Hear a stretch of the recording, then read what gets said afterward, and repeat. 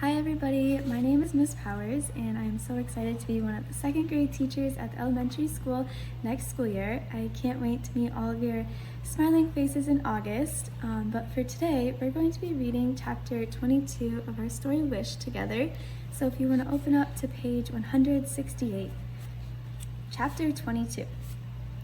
That Sunday we piled into Gus's car and headed down the mountain to church. Jackie had French braided my hair like she used to back in Raleigh, and Bertha made a fuss over it. "I just love Charlie's hair like that," she said. "Jackie, you should get a job in a beauty parlor. You have real talent." Jackie thwacked her forehead and said she couldn't believe she never thought of that before. "I might look into that when I get home," she said. So then Bertha told us a story about her friend Denise who flunked out of beauty school. Just flunked right out after 3 weeks, ended up marrying some rich guy. But not 2 months later, she ran off to Atlanta with that rich guy's brother. Jackie loved Bertha's stories and always laughed or said, "No way," or "I can't believe that," while me and Gus just sat in silence, pretending to be interested. After church, Jackie snatched cookies off the food table in the fellowship hall and then went to hang out with the teenagers in the parking lot like she'd known them her whole life.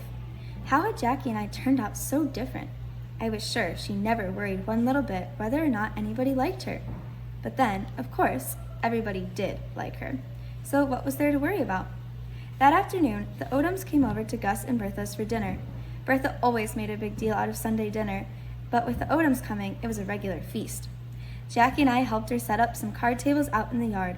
We pushed them together and then put a sheet over them for a tablecloth, and Jackie set out mason jars filled with wildflowers. "Looks like the Queen of England is coming for dinner," Gus said. Bertha bustled around the kitchen, and before long, the house was filled with all kinds of good smells, and the countertops were covered with bowls of black-eyed peas and turnip greens, squash casseroles and sliced tomatoes, fried okra and succotash, biscuits and gravy, brownies and peach cobbler. Then she took a big roast chicken out of the oven and said, "There! Now, if I can keep the cats out of here, we're all set." Of course, Wishbone sat by the kitchen door with his nose twitching in the air and his tail wagging a mile a minute. "Not yet, boy," I told him. "Maybe later." Then we heard Burl's truck on the gravel driveway, and me and Wishbone ran out to greet the Odoms. All those red-headed boys spilled out of the back of the truck, the front yard that was usually so quiet except for the birds on the fence post or the sputter of the sprinkler in the garden, turned into a flurry of commotion. Dwight and Lenny running and punching and climbing on the fence, Cotton chasing after the cats, Mrs. Odom hurrying inside to help Bertha with the food, Mr. Odom and Gus out in the lawn chairs talking about the NASCAR race over in Charlotte last week, Howard and me tossing a tennis ball for Wishbone to catch. Then Jackie came outside looking like Miss America, and I thought Burl was going to faint right there in the red dirt. Everybody else had changed out of their church clothes except Jackie. When she came strutting across the yard in her white sundress and bare feet, I don't think I'd ever seen her look so pretty. I still had that French braid in my hair, so maybe I looked pretty too. Even in my shorts and ratty t-shirt. I hoped so. But I knew I could never look as pretty as Jackie. Before long, Bertha told everybody to go inside and load up their plates, and those boys like to busted the door down racing to the kitchen.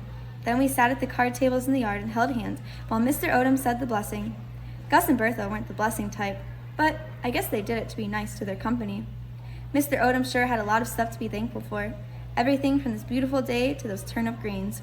Then he said, "And thank you for sending these 2 fine young ladies to shine their light on us here in Colby."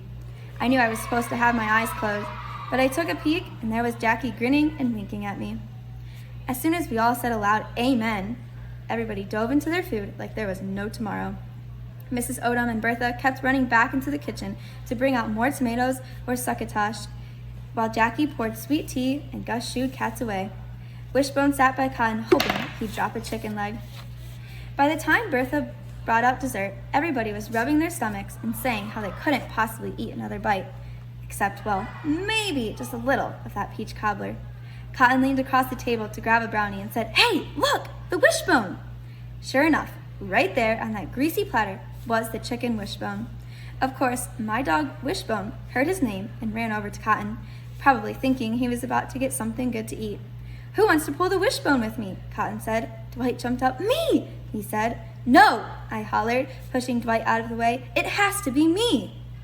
Cotton held the bone behind his back when Dwight tried to grab it. "I called it first, Charlie," Dwight said. I stamped my foot down. "No, it's mine!" I could feel anger flooding over me, and it was all I could do to keep myself from shoving Dwight. Then Howard hurried over and whispered, "Pineapple," in my ear, just as I was stamping my foot again. Jackie shook my shoulder and snapped, "Good grief, Charlie, quit making such a fuss over a silly old bone." Howard piped up and said, "Come on, Dwight, let Charlie pull the wishbone." Uh-oh, was Howard going to tell everybody about me making a wish every day? I hadn't told him not to tell anybody, and now I bet he was. Everybody was going to think I was crazy. But he didn't. He told Dwight he'd give me some of his Bible books if he'd let me pull the wishbone with cotton. "How many?" Dwight asked. "3. Make it 5. Okay." So Dwight ran off to grab another brownie, and Cotton held the wishbone out to me. We each took a side and closed our eyes. I made my wish, and then I pulled. Snap! That bone broke in two, and guess what? I got the big side. The side that's supposed to make your wish come true. "Dang it," Cotton said, tossing his piece of the bone onto the table.